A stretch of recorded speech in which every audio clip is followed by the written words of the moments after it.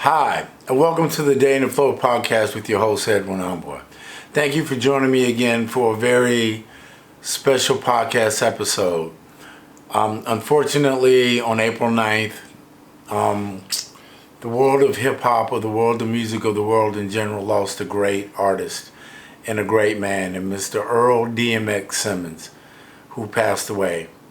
And I'm going to come back and discuss that more in detail and how it affects us and what we should really think about. Thank you so much. I'll be right back.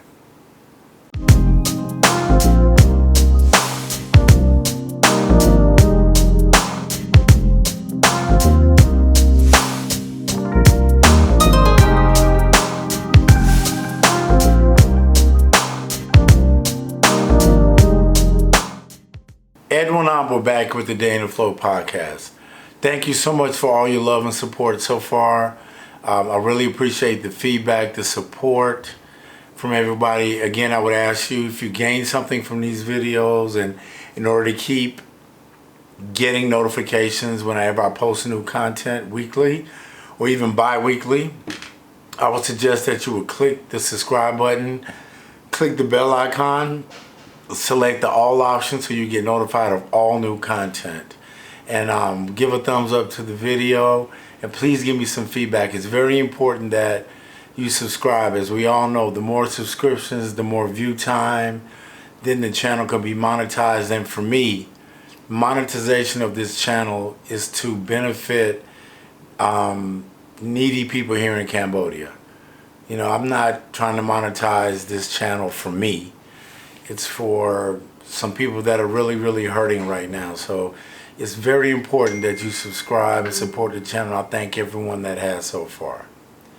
Well, as I said in an intro, on April 9th, we lost Earl Simmons, better known as DMX, an icon in the hip hop and rap world.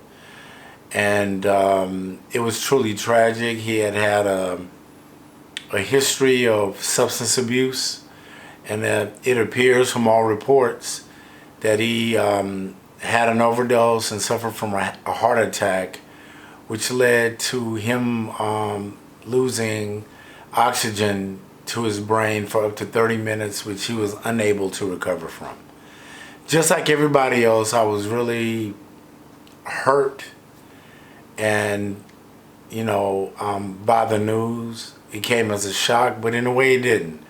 DMX had been very open and very honest about his struggles with drugs and alcohol. And just to give you a little feedback, he grew up just like a lot of kids in Yonkers, New York, very unstable home. I mean, I heard a heartbreaking story from the artist Roxanne Shante, who said that DMX's mom took him to an orphanage, in the guise of like, this was like a visit to see what it was about, but she left him there. She abandoned him at the orphanage. So that kind of sets the tone for a person as a young child to be abandoned.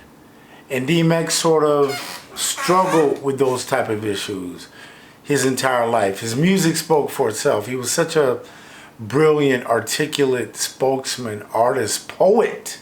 If you've ever seen the video of DMX on Def Comedy Jam, I would suggest that you do that. But DMX, more importantly, spoke to a lot of people. He transcended the genre of just hip hop and R&B and the persona, the roof, the bars. Everybody knew those songs. When they came out, my personal favorite, a lot of people might not think so, is How's It Going Down? I absolutely love that song. I just love listening to it.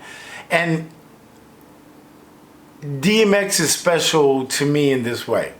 And I want to offer this before I speak any more about this great man. Number one, I'm not doing this video for clickbait.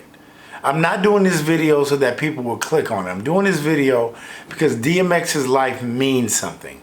And it meant something to a lot of people in so many different ways, including myself. I'm a black man, as I'm sure you can see, that suffers from my own mental health issues, drug and alcohol issues in my past. And DMX was an example of the struggles of black masculinity in this world. But bigger than that, but not just black men deal with it, but the reason why I bring up black masculinity is that within our community, within the black community, traditionally, mental health has been a taboo subject, something that we do not want to address or talk about until lately. So DMX is a cautionary tale.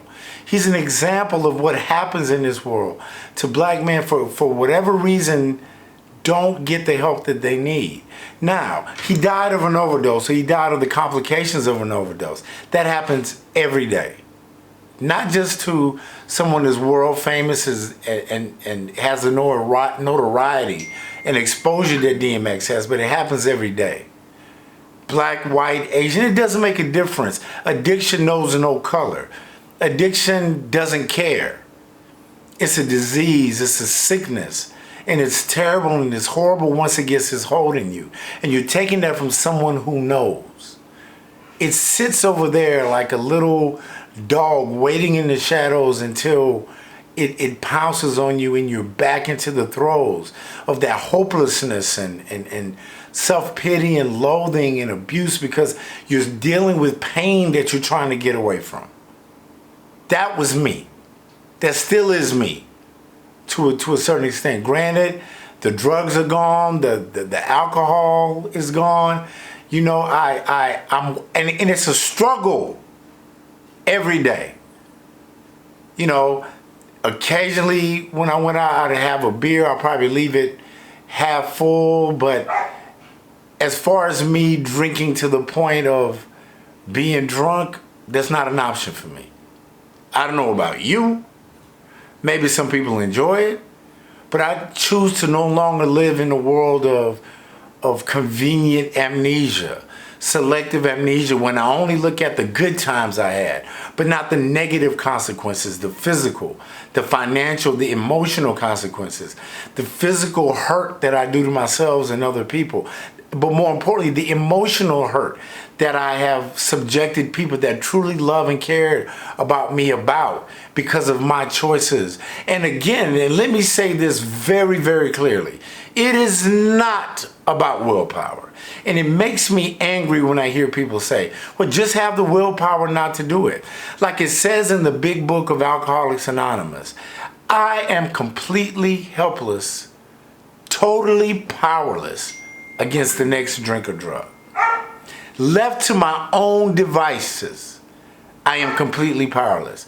I feel like I have this control over something that I don't. It controls me. No matter what I try to do, it controls me. And it's a double-edged sword. It's my friend. I have a great time. I get away from what I'm dealing with. But that problem is still there. That issue is still there. But then when the masculinity comes in, I got this, dog. And you can look and see how an individual like DMX would be like that. But what made him so beautiful and so touching and so poignant to me is that he wasn't afraid to be honest and vulnerable and say, hey, I'm flawed. I have issues. I have problems. I have an illness, a sickness.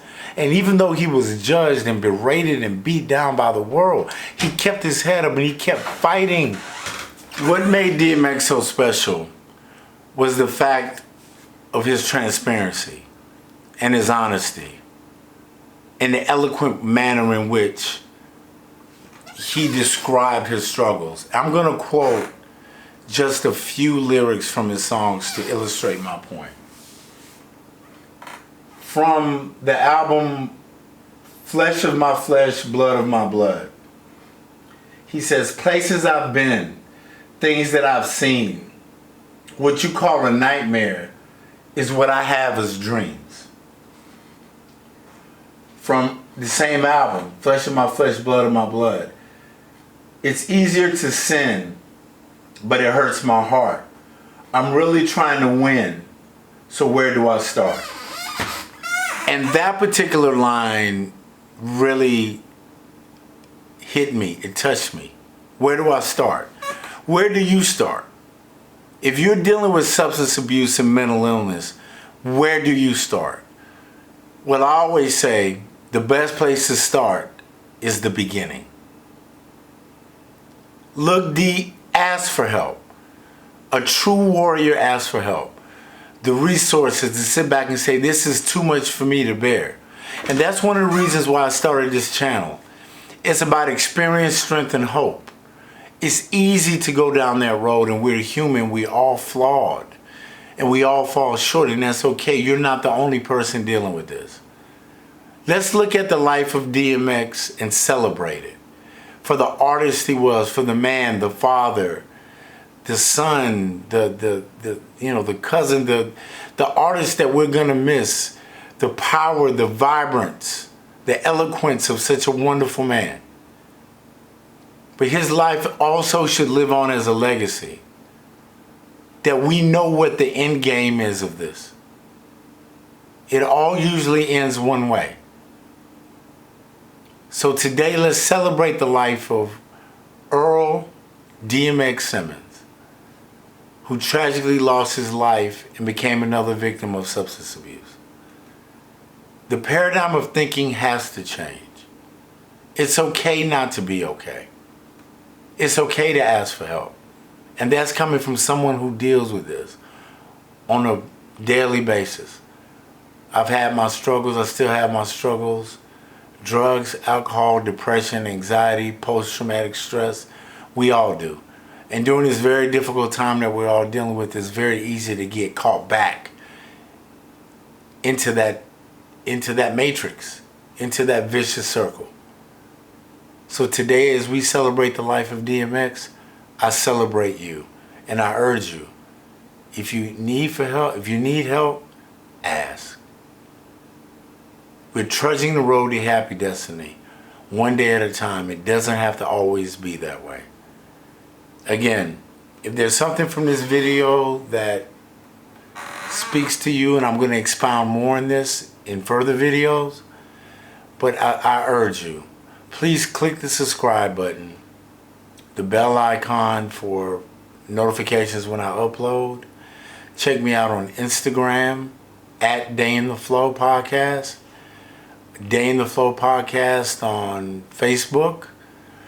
Please leave comments. Please feel free to let me know you're good, you're bad, you're happy, you're sad, and I answer every last comment. Again, DMX, rest in peace, God. Thanks for all you gave us. Your legacy will live on forever. And as I always say, I love you, and there's nothing you can do about it. Namaste.